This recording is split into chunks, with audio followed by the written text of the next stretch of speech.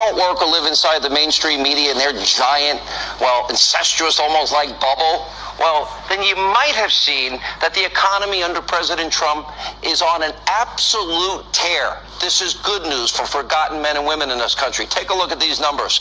Dow Jones now soared today to over 25,000, its highest number ever. The job market continues to boom. ADP reporting today 250,000 new jobs created in December alone, which is the most in 9 months for that survey.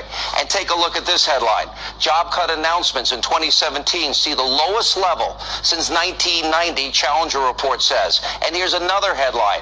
Manufacturing in the U.S. just accelerated to its best year since 2004. And earlier today, the president is moving to now open up offshore drilling. That's right, off the coast, both coasts, and in the Gulf, which is vital to America becoming energy independent, the lifeblood of our economy.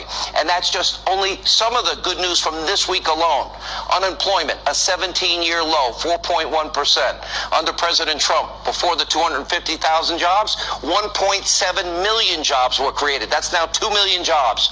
African-American unemployment in America is now at a 17-year low.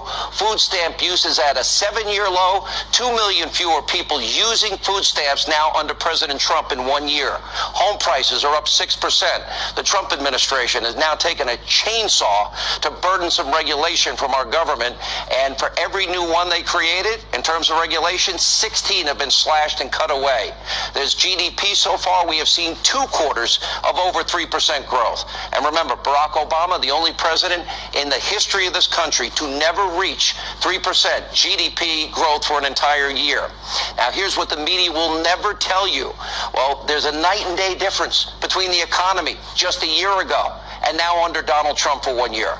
And under Obama's economy, I'll remind you, it was god-awful. Lowest labor participation rate since the 70s. 95 million Americans out of the labor force. The worst economic recovery since the 40s. The lowest home ownership rate in 51 years.